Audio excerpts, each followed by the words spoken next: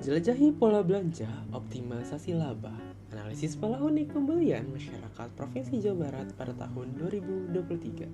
Izinkan saya, perwakilan dari kelompok 6, untuk menjelaskan video tutorial tata cara penggunaan dari dashboard yang kelompok kami telah buat. Pada halaman pertama disajikan halaman introduction, yang mana terdiri dari judul dan di bawahnya terdapat latar belakang dari masalah yang kelompok kami angkat. Untuk selanjutnya di sebelah kanan atas terdapat video, yang mana video ini nantinya akan kita ganti dengan video saat ini, yaitu video tutorial menggunakan dashboardnya, yang mana kalian nanti bisa mengklik tombol play dan video akan terputar secara otomatis. Untuk di bawahnya terdapat klaster wilayah, yang mana klaster ini nantinya akan mewakili klaster-klaster yang terdapat pada infografis kelompok kami, yang mana klaster tersebut terdiri dari 3 klaster, yaitu klaster pegunungan, klaster dataran, dan juga klaster pesisir. Di sebelahnya terdapat tabel dari seluruh kabupaten kota di Provinsi Jawa Barat beserta klasternya masing-masing. Sebagai contoh, Kota Bandung dengan klaster pegunungan, Kota Bogor dengan klaster dataran, Kabupaten Bandung dengan klaster pegunungan, dan lainnya. Untuk melihat keseluruhan dari kabupaten kota di Jawa Barat, kalian bisa menggeser tabel ini dan nantinya akan terlihat seluruh kabupaten kota di Jawa Barat beserta klasternya masing-masing sebagai berikut. Untuk selanjutnya di bawahnya terdapat profil dari kelompok 6 yang terdiri dari Sandra, Haikal, dan juga Riza. Untuk sumber data yang kelompok kami gunakan yaitu terdiri dari data BPS dan juga data Open Data Jabar. Untuk informasi selengkapnya, mari kita simak dan lanjut ke main dashboard dari kelompok kami dengan mengklik tombol to the main dashboard di bawah ini. Nah, pada halaman kedua ini disajikan main dashboard dari kelompok kami, yaitu informasi mengenai pola unik pembelian masyarakat Provinsi Jawa Barat pada tahun 2023. Untuk pertama dapat terlihat alokasi pengeluaran di Provinsi Jawa Barat khususnya pada tahun 2023, terlihat untuk setiap alokasinya, jumlahnya, dan juga kita bisa lihat alokasi pengeluaran untuk konsumsi merupakan alokasi pengeluaran terbesar setelah pengeluaran lainnya dan juga pengeluaran untuk keperluan perumahan seperti itu. Dan selanjutnya sebelah kiri terdapat tren jumlah konsumsi pangan pada dalam range tahun 2019 hingga tahun 2023.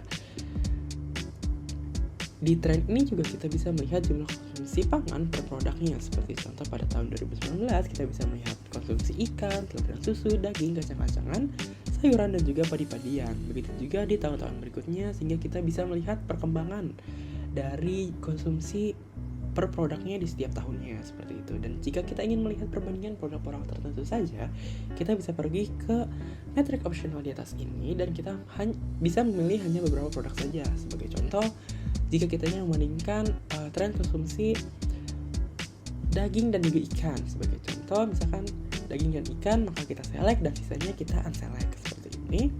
Dan nanti tren akan berubah menjadi tren ikan dan daging saja.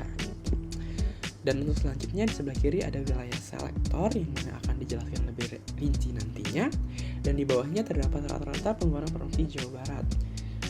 Rata-rata pengeluaran Provinsi Jawa Barat ini merupakan rata-rata keseluruhan dari kabupaten kota yang ada di Jawa Barat. Didapatkan hasil yaitu sebesar Rp659.376,63 per bulannya. Dan di bawahnya terdapat rata-rata konsumsi Provinsi Jawa Barat per tahunnya yaitu dalam angka 205,51 kg. Dan di sebelahnya ada peta sebaran konsumsi dan juga proporsi total konsumsi, yang mana dua chart atau visualisasi ini saling berkaitan. Kenapa? Karena pada proporsi total konsumsi kita bisa melihat proporsi untuk setiap kabupaten kotanya. Namun untuk melihat kabupaten kota tertentu kita bisa memilihnya melalui peta sebaran.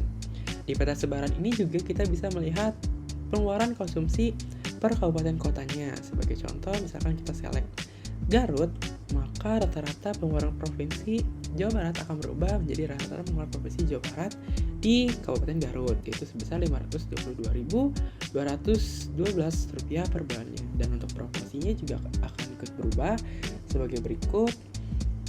Ada daging, ikan, kacang-kacangan, padi-padian, sayuran, dan juga telur dan susu. Nah, jika kita ingin membandingkan dua atau lebih wilayah, maka kita bisa pergi ke region selector. Namun sebelum kita pergi ke region selector, kita harus men-unselect kabupaten atau kota yang kita select di petanya. Sebagai contoh tadi kita select Garut, maka kita unselect Garut kembali sehingga peta akan berubah seperti semula. Dan kita pergi ke region selector, misalnya kita ingin melihat kota Depok, maka kita pilih hanya Depok, maka peta akan berubah ke Depok saja. Dan jika kita ingin melihat perbandingannya, sebagai contoh kita ingin melihat Depok dan Bekasi, maka kita pilih Bekasi, sehingga peta akan berubah menjadi kota Depok dan kota Bekasi saja.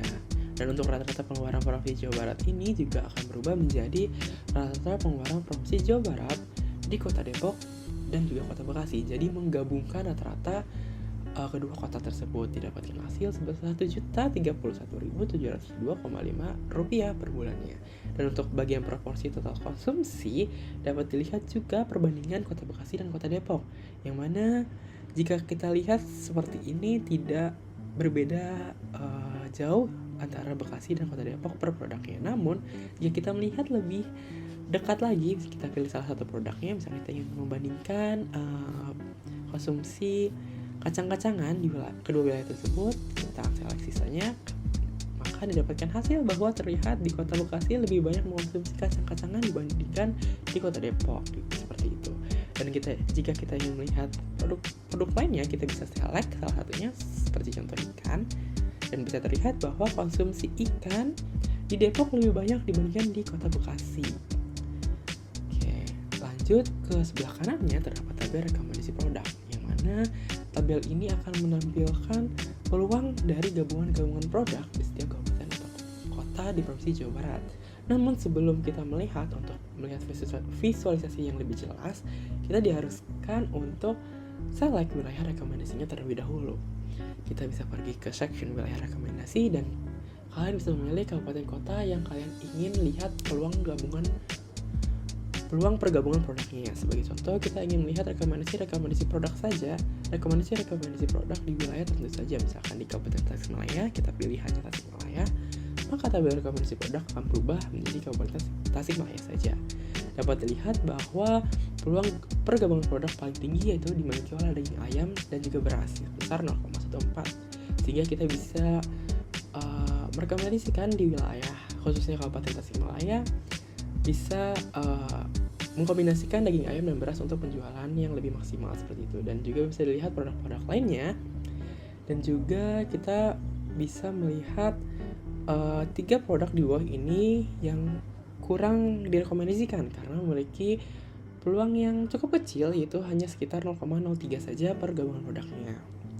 Dan jika kita ingin menggabungkan atau melihat peluang-peluang dari kabupaten kota lainnya, kita bisa pergi ke wilayah rekomendasi kembali dan pilih kabupaten atau kota yang ingin dibandingkan. Sebagai contoh, misalkan kita ingin membandingkan Kabupaten Tasikmalaya dan Kabupaten Sumedang, kita pilih Sumedang, dan nanti tabel rekomendasi produknya akan berubah.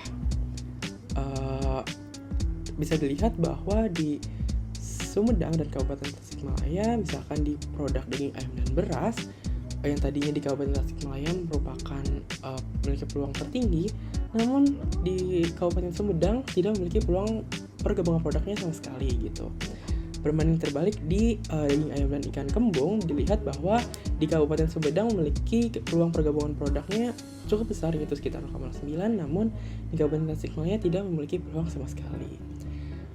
Terakhir, jika kalian ingin kembali ke halaman profile, kalian bisa menuju ke halaman di bagian bawah ini dan kalian bisa klik tombol klik here dan kalian akan kembali ke halaman profile seperti ini. Mungkin sekian tutorial dari kelompok kami, semoga bisa bermanfaat, dan jika ada pertanyaan atau kendala lebih lanjut bisa dihubungi salah satu anggota kelompok dari kelompok kami. Sekian, kurang lebihnya mohon maaf. Terima kasih.